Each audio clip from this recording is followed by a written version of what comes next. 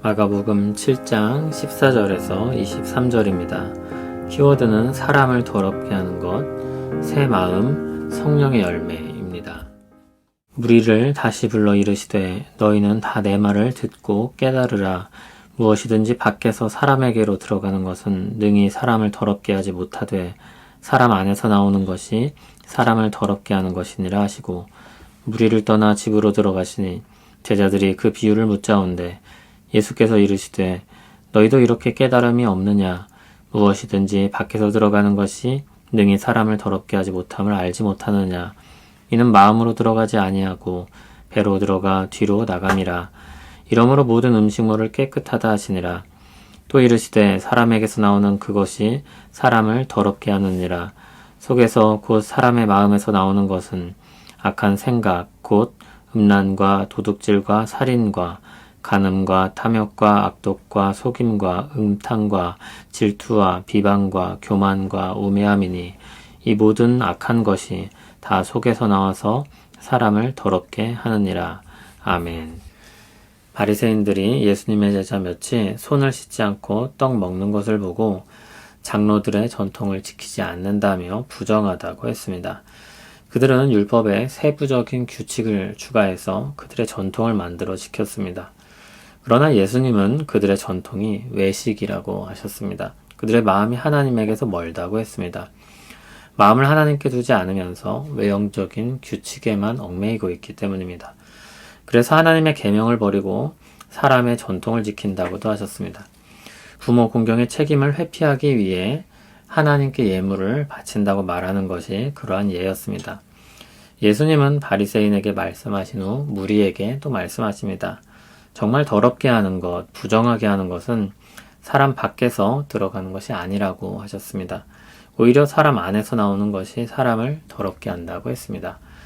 예수님과 제자들은 무리를 떠났고 제자들은 비유에 대해 질문했습니다. 예수님의 말씀이 무슨 의미인지 깨닫지 못했기 때문입니다. 예수님은 그들을 위해 다시 한번 말씀하십니다. 밖에서 들어가는 것이 사람을 더럽게 하지 못한다고 했습니다. 왜냐하면 음식은 밖에서 들어와서 배로 들어가고 뒤로 나가기 때문입니다. 밖에서 들어오는 것은 마음으로 들어가지 않는 것입니다. 예수님은 모든 음식이 깨끗하다고도 말씀하십니다. 이것은 위생의 문제가 아니라 부정의 문제를 말씀하신 것입니다. 다시 말해서 하나님 앞에서의 부정에 대한 것입니다. 하나님 앞에서 자신을 부정하게 만드는 것은 어디서 그 문제가 발생합니까? 마음입니다. 사람에게서 나오는 것입니다.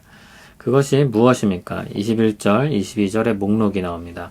그것은 악한 생각으로서 음란, 도둑질, 살인, 간음, 탐욕, 악독, 속임, 음탕, 질투, 비방, 교만, 우매함입니다. 무슨 음식을 잘못 먹는다고, 손을 씻지 않는다고 그런 문제가 생기지 않습니다. 그 문제는 사람의 마음으로부터 나와서 바깥으로 표출되는 것입니다. 그리고 그것이 그들을 자신을 더럽게 하는 것입니다. 예레미야 선지자가 만물보다 거짓되고 심히 부패한 것이 마음이라고 했었습니다. 주님은 이 문제를 이야기하시면서 바리새인과 많은 사람들이 놓치고 있는 것을 말씀하신 것입니다. 주님의 말씀을 들으면서 주의할 것은 주님이 율법에 대해 반박하거나 부정하시는 것이 아니라는 것입니다. 하나님의 말씀인 율법과 주님의 가르침이 부딪힐 수는 없습니다. 오히려 주님은 본래 율법의 의미를 더 밝히 드러내시고 진정 사람들이 따라야 할 것이 무엇인지 깨닫게 하십니다. 바리새인들은 수많은 전통을 만들어 지켰습니다. 그것을 통해서 하나님 앞에서 잘 살 수 있다고, 그리고 열심히 지키는 사람들은 잘 살고 있다고 생각했습니다. 그러나 중요한 것은 마음의 문제였고 그들은 마음에 대해 간과하고 있었습니다. 잠언 4장 23절에서 모든 지킬 만한 것 중에 더욱 내 마음을 지키라고 했습니다. 생명의 근원이 거기서 난다고 했습니다. 정말 중요한 것은 마음을 지키는 것입니다. 그런데 선지자 예레미야를 통해 하신 말씀을 들으면 그 마음이 이미 부패했으니 어쩌면 좋을까요? 주님은 오늘 말씀에서 문제를 지적하고 계십니다. 그럼 해결책은 무엇입니까?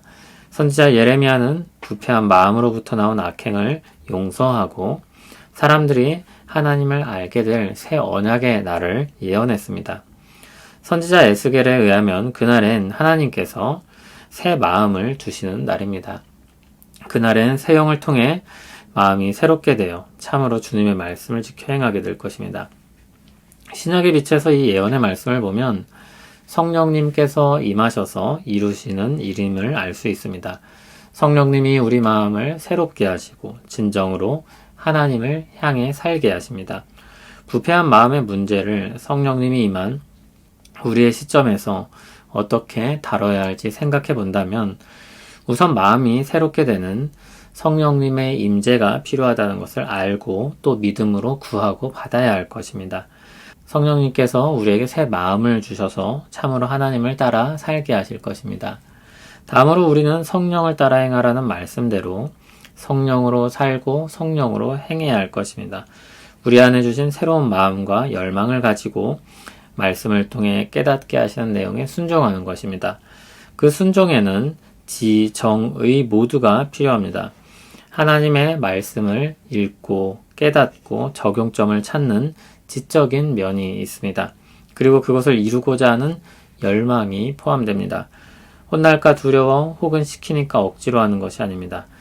또한 의지가 수반됩니다. 저절로 되지 않습니다. 믿음의 씨름을 하며 죄악된 열망을 분별하고 멀리하며 의지를 들여 말씀을 따라 순종하는 것입니다. 성령으로 살고 성령으로 행하는 것은 신비로운 일이지만 우리 편에서 볼 때 머리도 써야 하고 마음도 기울여야 하고 의지도 필요한 것입니다. 성경에서는 하나님 편에서의 설명과 우리 편에서의 설명이 둘 다 나옵니다. 그래서 어느 때는 하나님이 다 하실 것처럼 설명합니다. 그런데 어느 때는 우리가 다 해야 하는 것처럼 말합니다. 우리는 하나님이 하시는 일을 믿고 바라면서 우리 역시 적극적으로 그 일에 동참해야 함을 잊지 말아야 할 것입니다. 하나님은 우리 마음을 새롭게 하셔서 새로운 지식을 주시고 새로운 열망을 주시고 새로운 의지를 주셔서 행하게 하십니다. 그것을 알고 믿는다면 우리는 말씀을 열심히 읽고 이해하기 위해 힘쓰고 거룩한 열망을 가지고 하나님이 뜻하신 것에 마음을 두고 상당한 의지를 들여서 순종해야 할 것입니다. 하나님께 은혜를 구하고 은혜를 구한 사람처럼 살아야겠습니다. 마음이 하나라면 이 두 이야기는 쉽게 이해될 것입니다. 거룩한 열망을 가진 사람의 마음은 하나님께는 은혜와 도움을 요청하고 우리 스스로는 그렇게 살기 위해 힘쓸 것입니다. 바리새인은 마음의 문제가 해결되지 않아서 두 가지 모두에 실패했습니다. 그러나 이제 우리는 마음의 문제가 해결되었습니다. 성령님이 믿는 우리 안에 임재하십니다. 우리 영혼을 새롭게 하시고 우리에게 새 마음을 주십니다. 하나님의 말씀을 깨닫게 하시고 열망하게 하시며 순종해야 할 부담을 주십니다. 이것은 복된 삶의 방향입니다. 주야로 주님의 말씀을 묵상하며 성령의 열매를 맺는 우리 모두 되기를 바랍니다. 우리와 함께 하시며 역사하시는 성령님을 따라 살기를 소원합니다. 우리 마음이 하나님에 대한 지식으로 새롭게 되고 주를 향한 열망을 가지고 살며 힘써 주님의 뜻을 따라 살게 하옵소서. 차지도 덥지도 않은 미지근한 삶이 되지 않게 하시며 주께서 우리를 사랑하시는 사랑처럼 뜨겁게 살게 하옵소서. 예수님 이름으로 기도합니다. 아멘.